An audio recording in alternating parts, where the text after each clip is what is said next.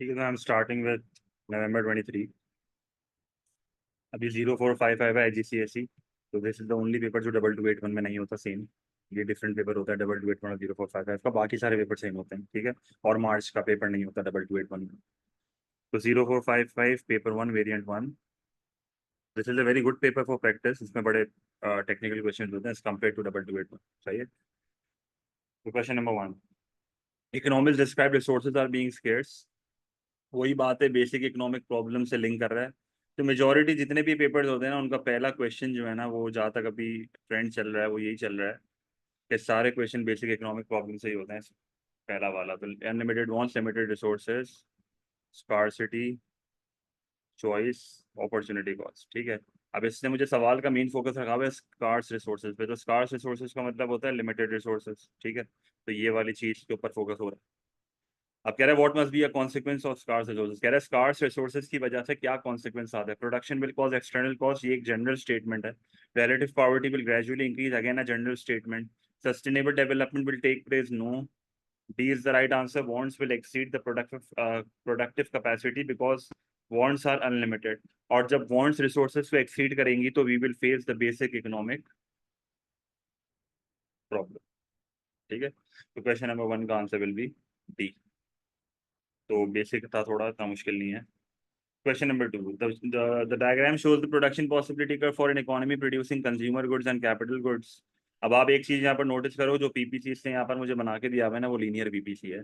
Linear PPC वो PPC होता है जिसमें अलोंग की लाइन जो है ना वो कांस्टेंट अपॉर्चुनिटी कॉस्ट होती है। और एक और चीज पता होनी चाहिए कि कांस्टेंट अपॉर्चुनिटी कॉस्ट के पीछे जो लॉजिक होती है ना, वो होती है परफेक्ट मोबिलिटी ऑफ रिसोर्सेज, क्योंकि shape of the PPC depends upon the mobility of resources. ठीक है, तो ये बेसिक चीजें आपको पता होनी चाहिए। अब कह रहा है the economy is currently producing at OM and OG capital goods. It decides to increase the production of capital goods. तो कैपिटल गुड की प्रोडक्शन बढ़ रही है तो कंज्यूमर गुड की कम हो रही है। तो what is the opportunity cost of this decision in terms of consumer goods. तो भाई कंज्यूमर गुड्स की अपॉर्चुनिटी कॉस्ट ये होगी, M से लेके L। तो B is the right answer. Clear है। तो क्वेश्चन नंबर टू का आंसर बी होगा।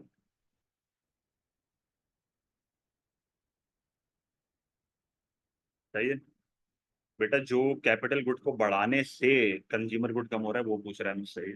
अगर ये मुझसे जनरली खाली ये पूछता ना कि भाई मैं M कंज्यूमर गुड बना रहा हूँ और G कैपिटल गुड बना रहा हूँ, इसकी अपॉर्चुनिटी कॉस्ट क्या है, फिर तुम कहते हैं कि यार the opportunity cost of producing capital goods is the consumer goods not obtained. तो NL तो एक बड़ी अजीब सी स्टेटमेंट है, इसका कोई लेना देना नहीं है। मैं करेंटली M पे था तो मैं M से L आ गया, खत्म। थोड़ा बेसिक है भाई, ऐसे MCQ गलत नहीं करने होते यार, इतना थोड़ी ओवर थिंकिंग होती है। Question number 3. A hospital has spent all of its budget allocated in employing doctors. What is the opportunity cost? अब देखो, next best alternative foregone, ऐसा ऑप्शन सेलेक्ट करो जहां पर कोई चीज फॉरगॉन हो रही हो। तो hospital of employing an extra doctor, अगर मैं as a hospital extra doctor hire करता हूं, अब मैंने अपने सारे बजट, इस चीज को समझना। मैं अगर आपको एक पीपीसी बना के दूं, तो यहाँ अगर मैं यहाँ पर लिखता हूँ नर्स और यहाँ पर लिखता हूँ डॉक्टर, सही है, एक सिंपल सा पीपीसी बना रहा हूँ। ठीक है, मैंने फॉर एग्जांपल करेंटली मैं ऑपरेट कर रहा हूँ, फॉर एग्जांपल मैं यहाँ पर ऑपरेट कर रहा हूँ लेट से, मैंने सारा अपना बजट जो है ना वो डॉक्टर्स पे लगा दिया। सही है, ऐसे जनरली मैं आपको एक बात पीपीसी बना के दिखा रहा हूँ, जरूरत नहीं है बनाने की। मैंने अपने सारा बजट जो है ना वो डॉक्टर्स पे लगा दिया। इसका मतलब ये है कि मेरे पास जितना भी पैसा था मैंने सब डॉक्टर्स पे लगा दिया। अब यहाँ पर आप इस चीज को समझो कि भाई अब मैंने अपना सारा पैसा डॉक्टर पे लगा दिया है। ठीक है।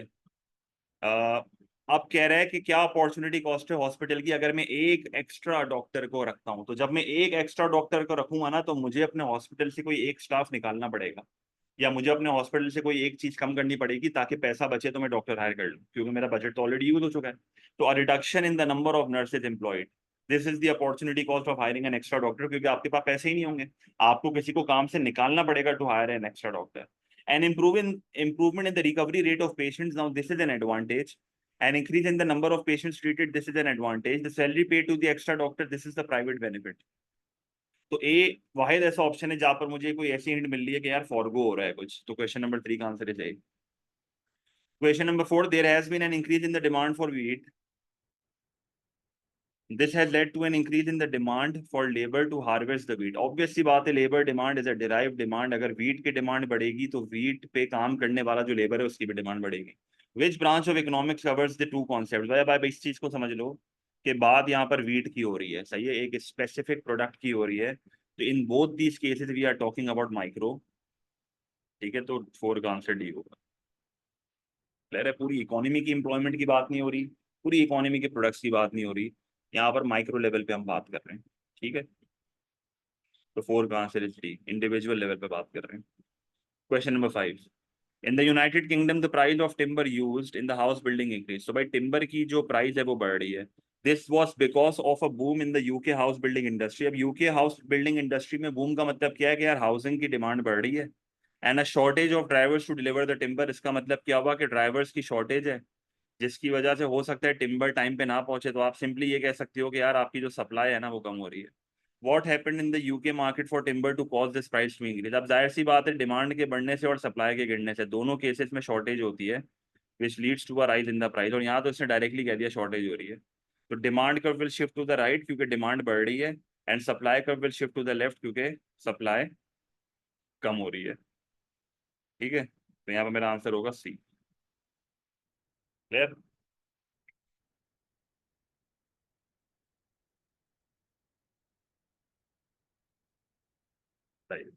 Question number 6. What does a supply curve show? A firm will supply more when consumers' purchasing power increases. अब ये supply curves की लॉजिक नहीं है. The higher the price, the fewer goods are supplied. गलत बात कर रहा है. The lower the price, the more profit is made by the firm. There is a positive relationship between quantity supplied and price. ये सबसे specific statement है जो match कर रही है. सही है, ये सबसे specific statement है जो मेरे आंसर से मैच कर रही है. ठीक है, कोई मसला? Question number 7.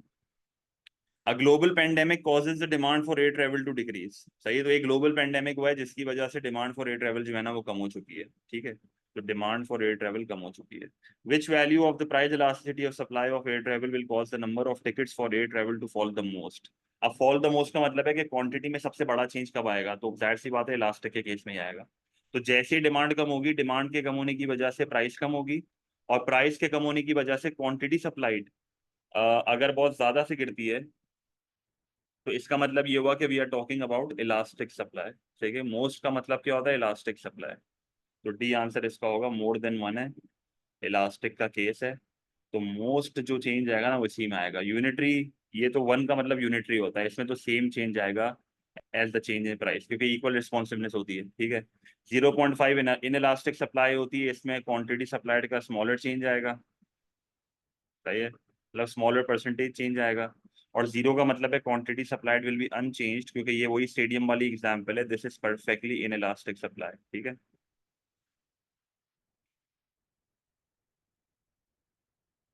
ठीक है, तो 7 का आंसर डी होगा. तो मसला.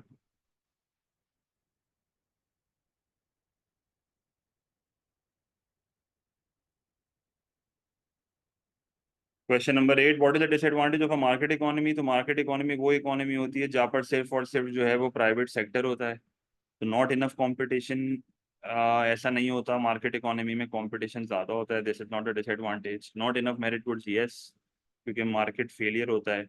लैक ऑफ इंफॉर्मेशन है, under allocation of merit good होती है. नॉट नो कंज्यूमर चॉइस गलत है भाई, यहाँ पर चॉइसेस जो है वो ज़्यादा होती हैं. स्टेट इंटरवेंशन पॉसिबल ही नहीं है because there is no government in a market economy. तो 8 का आंसर विल बी बी. ठीक है, डिसएडवांटेज पूछा था इसने. Question number 9. Growth in some countries cause the supply of wheat to fall. तो सप्लाई ऑफ वीट जो है वो कम हो चुकी है.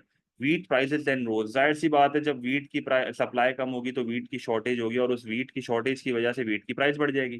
Providing an opportunity for wheat producers in other countries to increase supply. जाहिर ऑब्वियस है, पर समझो ये बोल क्या रहा है. ये कह रहा है कि भाई कुछ कंट्रीज में ग्रोथ वगैरह आया हुआ है तो जिसकी वजह से सप्लाई ऑफ वीट कम हो गई है, जिसकी वजह से शॉर्टेज की वजह से जो वीट की प्राइसेज है ना वो बढ़ गई. अब जिन कंट्रीज में ऐसी सिचुएशन नहीं है और वो जब ये जब देखेंगे कि वीट की प्राइसेस बढ़ रही हैं, they will increase their supply in order to earn more profits. Simple सी बात है. Why might the price of wheat continue to be high in the year following the drought? Different weather conditions allowed a bumper harvest. Bumper harvest का मतलब है supply बढ़ रही है, supply का बढ़ने का मतलब प्राइस कम हो रही है, तो ये तो नहीं हो सकता.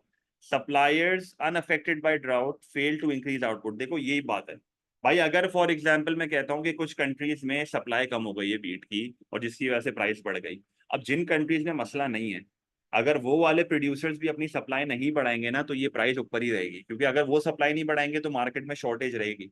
पर अगर वो सप्लाई बढ़ा देंगे तो मार्केट में जो प्राइस बढ़ी है वो वापस कम होना शुरू हो जाएगी। The government introduce a subsidy to wheat producers, इससे भी सप्लाई बढ़ेगी और प्राइस कम हो जाएगी। The wheat market return to its original equilibrium, original equilibrium पे आने का मतलब यही है कि सप्लाई बढ़ गई है और प्राइस जो है वो वापसी जो आपकी नॉर्मल पोजीशन पे आ चुकी है। क्लियर है कोई मसला?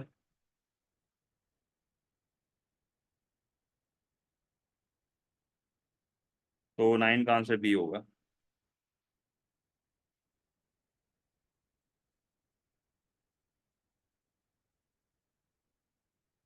क्लियर है?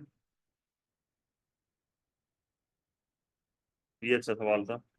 Question number 10, newly build houses tend to be inelastic in supply, इसका मतलब low responsiveness on part of producers, कि भाई वो इजीली जो है वो सप्लाई एडजस्ट नहीं कर पाते।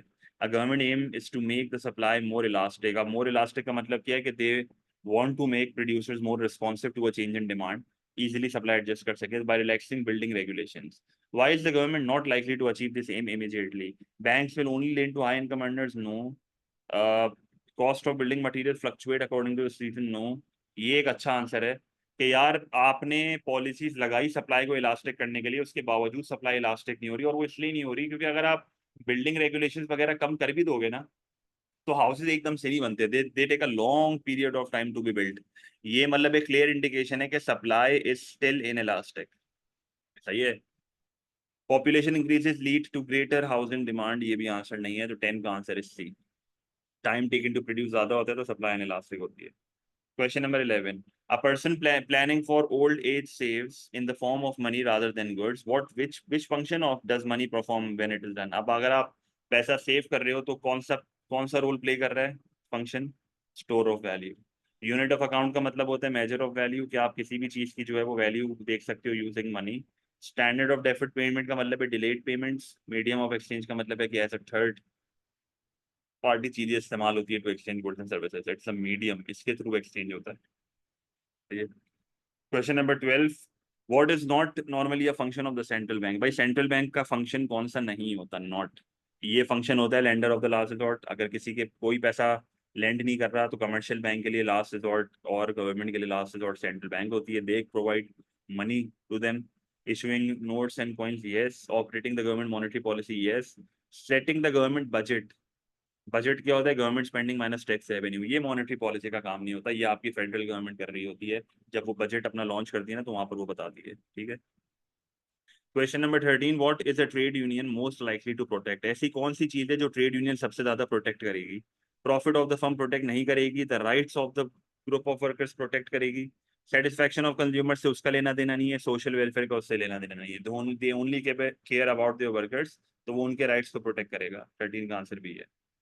Question number 14, a person sets up a street food stall. What is necessary for the food stall to survive in the long run? भाई लॉन्ग रन में सर्वाइव करने के लिए पैसा चाहिए, प्रॉफिट चाहिए। ग्रोथ हो ना हो फर्क नहीं पड़ता, प्रॉफिट होना चाहिए। तो no no yes yes, B is the right answer, क्योंकि ग्रोथ का मतलब होता है मार्केट शेयर। आपको पैसा चाहिए यहाँ पे, आपके नंबर ऑफ कंज्यूमर्स डिटरमिन नहीं करेंगे आप सर्वाइव करोगे या नहीं करोगे। आपका प्रॉफिट डिटरमिन करेगा कि आप सर्वाइव करोगे या नहीं करोगे, because you need profit to cover your cost. ठीक है। 14 का आंसर भी है। Question number 15, A large privately owned firm is the sole supplier of electricity. अब sole supplier का मतलब क्या होता है? It is a monopoly. सही है। It is a monopoly. Which combination of characteristics is likely to exist for this firm? Barriers to entry should be high, क्योंकि अगर barriers to entry high नहीं होंगे तो competition बढ़ जाएगा, monopoly power टूट जाएगी। Long run profit high होंगे, जाहिर सी बात है। और प्राइस मेकर होगा, अपनी प्राइस खुद डिसाइड करेगा, किसी को देख के प्राइस सेट नहीं करेगा। तो 15 का आंसर है। ठीक है। Question number 16, when a farm produces 200 units, the total variable cost is 600 and the total fixed cost is 200. What is the average cost? अब एवरेज टोटल कॉस्ट का फॉर्मूला क्या होता है? Total cost divided by quantity. Total cost का formula क्या होता है? Total fix cost plus total variable cost. Total fix cost कितनी है? 2000। टोटल वेरिएबल कॉस्ट कितनी है? 600। तो मेरी टोटल कॉस्ट कितनी आ गई? 2600। तो 2600 को मैं डिवाइड कर दूंगा क्वांटिटी से, विच इज 200, तो मेरे पास यहाँ पर आंसर आएगा 13। C is the right answer. Clear है कोई मसला?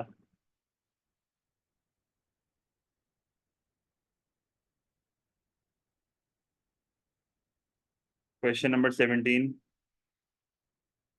the government of country Z announces the forecast budget deficit मतलब है spending is greater than tax of 234 billion as part of its fiscal policy. What is the effect of this forecast budget deficit likely to be? A decrease in economic growth? No, क्योंकि government spending ज्यादा है, tax कम है, तो इसका मतलब aggregate demand बढ़ेगी, economy का real GDP तो बढ़ेगा, तो इकोनॉमिक ग्रोथ तो होगी। ठीक है, तो ये तो नहीं हो सकता। और डिक्रीज इन इन्फ्लेशन? नहीं, गवर्नमेंट की स्पेंडिंग ज्यादा होगी, टैक्स कम होगा, तो एडी बढ़ेगा, एडी बढ़ेगा तो इससे इकोनॉमी में प्राइस लेवल जो है वो बढ़ जाता है।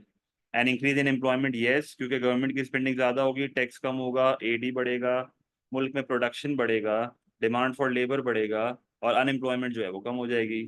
तो C is the right answer. Unemployment कम होने का मतलब क्या है? एम्प्लॉयमेंट बढ़ रही है, बात तो एक ही है ना। And increase in unemployment? No, गलत से। 17 का आंसर सी है। सही है। Question number 18, low income groups do not pay income tax but are able to use state provided healthcare services. Monetary policy नहीं है, प्राइवेटाइजेशन नहीं है, रीडिस्ट्रीब्यूशन ऑफ इनकम है, रिग्रेसिव नहीं है, क्योंकि income tax is progressive in nature. ठीक है, क्लियर है। तो रीडिस्ट्रीब्यूट हो रही है ना इनकम के, भाई गरीब बंदा इनकम टैक्स पे नहीं कर रहा पर उसको बेनिफिट्स मिल रहे हैं, तो रीडिस्ट्रीब्यूट हो रही है, अमीर और गरीब में खत्म। Question number 19, the government uses monetary policy and reduces interest rate. अब इंटरेस्ट रेट कम करने का मतलब है कि एक्सपेंशनरी मॉनेटरी पॉलिसी है। सही है। एक्सपेंशनरी मॉनेटरी पॉलिसी का मकसद होता है एडी को बढ़ाना, क्योंकि जब आप इंटरेस्ट रेट को कम करोगे तो कंजम्पशन बढ़ेगी, इन्वेस्टमेंट बढ़ेगी, एडी बढ़ेगा, तो एडी के बढ़ने से जो है वो आपकी इकोनॉमी में प्राइस लेवल जो है वो बढ़ जाएगा, तो ये वाला ऑप्शन गलत हो जाएगा, कॉन्सिक्वेंस पूछ रहा है। And increase in the level of investment? भाई इन्वेस्टमेंट आपकी बढ़े,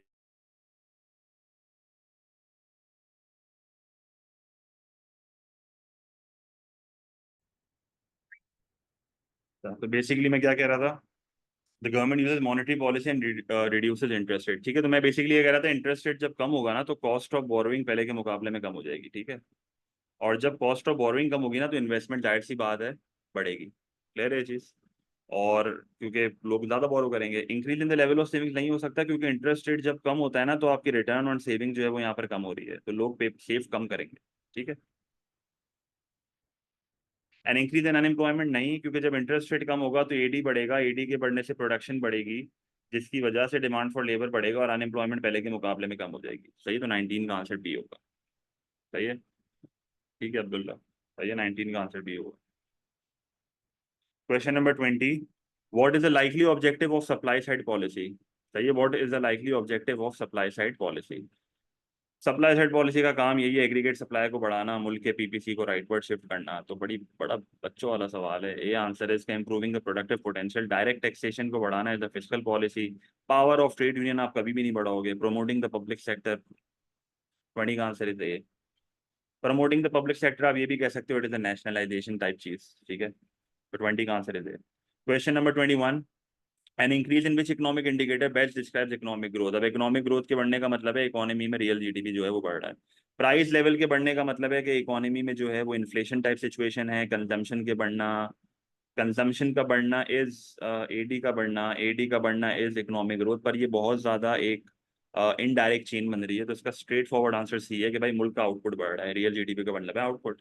लिविंग स्टैंडर्ड का बढ़ना भी again is a question mark, क्योंकि लिविंग स्टैंडर्ड के बढ़ने का मतलब है कि मुल्क में इकोनॉमिक डेवलपमेंट भी आ रही है। सिर्फ इकोनॉमिक ग्रोथ के बढ़ने से लिविंग स्टैंडर्ड्स नहीं बढ़ते, साथ में डेवलपमेंट भी होनी चाहिए, तब जाके लिविंग स्टैंडर्ड्स बढ़ते हैं। तो 21 का answer will be C.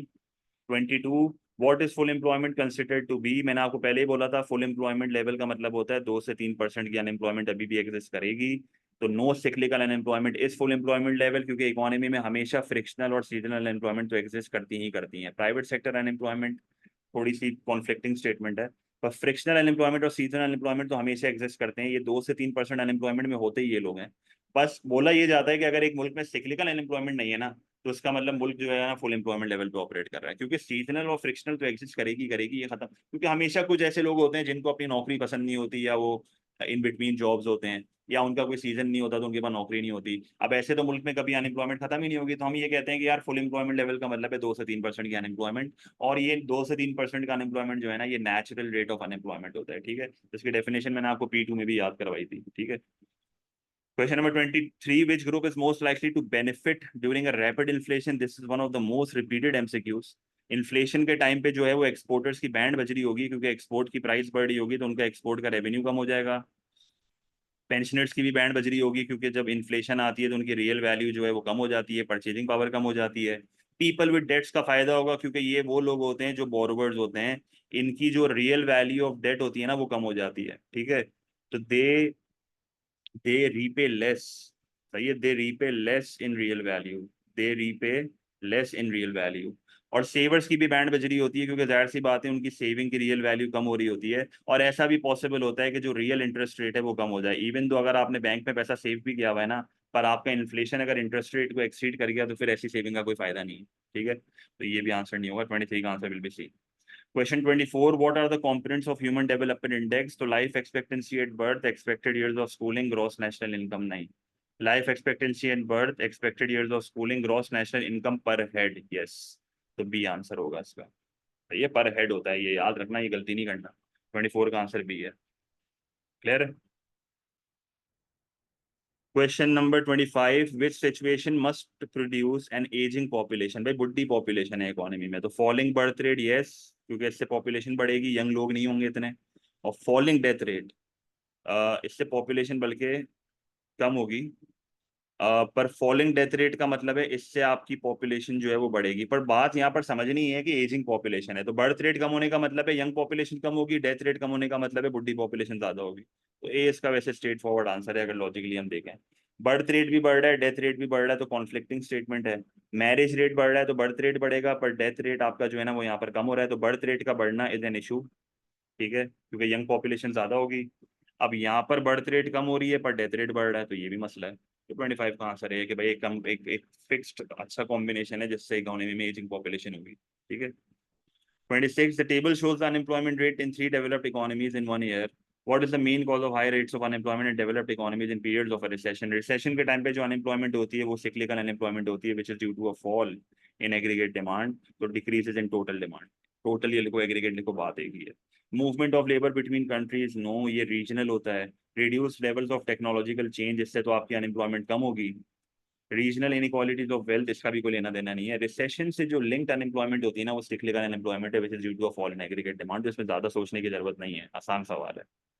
Question number 27, what is most likely to result from an extension of specialisation in manufacturing? अगर एक कंट्री स्पेशलाइज करती है मैन्युफैक्चरिंग में, सही, जैसे टेक्सटाइल में फॉर एग्जाम्पल करती है, या किसी चीज में भी करती है, फॉर द अब कह रहे हैं कि what is most likely to result, अब कंज्यूमर के लिए प्राइसेस विल बी रिड्यूस्ड, क्योंकि अगर आप स्पेशलाइज करोगे तो इससे प्राइस कम होगी। और स्पेशलाइजेशन में यही होता है कि ट्रेड ज्यादा होती है तो इम्पोर्ट प्राइसेस भी कम हो जाती हैं। For the country there will be less dependency on international trade, no, there will be more dependency, because आप जिस चीज में स्पेशलाइज नहीं कर रहे हो उसको तो इम्पोर्ट करोगे ना। For the employ the work will become more varied, no, ये काम जो है वो आपका फिक्स हो जाएगा और इससे आपकी ऑक्यूपेशनल मोबिलिटी कम होती है, सही है। सही है, इससे आपकी ऑक्यूपेशनल मोबिलिटी क्या होती है, कम होती है। For the producer, there will be less efficiency. No, there will be more efficiency because you will be focusing on one task. ठीक है, 27 का आंसर ये होगा। Question number 28, a country imposes a tariff on an imported good, तो इससे आपकी जो है वो इम्पोर्ट की प्राइसेस बढ़ जाएंगी। What is the effect of this change? The price of the product increases. Yes, the quantity of product imported is fixed. नहीं, फिक्स नहीं होती, इम्पोर्ट की क्वांटिटी कम होगी ना, जाहिर है इम्पोर्ट की प्राइसेस बढ़ रही है। ये बड़ा ही यार कोई कचरा एमसीक्यू है। सी आंसर है इसका, 28, सही है। 29, the world demand for oil is price inelastic and oil is paid for in US dollars. If the price of oil falls rapidly, अगर प्राइस ऑफ ऑयल रैपिडली गिरती है ना तो लोगों का टोटल एक्सपेंडिचर ऑन ऑयल कम हो जाएगा। अगर लोगों का टोटल एक्सपेंडिचर ऑन ऑयल कम हो जाएगा तो इसका मतलब डिमांड फॉर डॉलर भी कम हो जाएगा। तो less demand for the US dollar and exchange rate, जाहिर सी बातें कम होगा, क्योंकि जब आप पेमेंट्स ही कम कर रहे हो इन डॉलर्स तो डॉलर्स की डिमांड भी कम हो रही है। और जब डॉलर्स की डिमांड कम होगी तो इससे जो है वो करेंसी और डॉलर की गिर जाएगी, खत्म, सही है। Question number 30, which benefit do multinationals bring to their home country? भाई अगर एप्पल जो है यूएस बेस्ड है तो यूएस उसकी होम कंट्री है, अगर वो इंडिया में जाके फैक्ट्री खोलती है तो India as a host country, तो होम कंट्री को क्या एडवांटेज होगा? भाई वो प्रॉफिट यहाँ से जो कमाएगी ना, वो प्रॉफिट सेंड बैक करेगी होम पे। तो ये होम कंट्री का सबसे बड़ा बेनिफिट होता है, the flow of profits, higher wages, it's not a employment increase तो होस्ट कंट्री के लिए हो रही है, होम के लिए नहीं हो रही। सही है, मोर इन्वेस्टमेंट होस्ट कंट्री में हो रही है, होम कंट्री में नहीं हो रही। तो 30 का आंसर है ये होगा। क्लियर है ये मसला? इसका थ्रेशोल्ड जो है वो बहुत सिंपल है, 23 पे ए है, 19 पे बी है। क्या ग्रेड आया आप लोगों का? 16 पे सी है, 14 पे डी है, 12 पे ई है।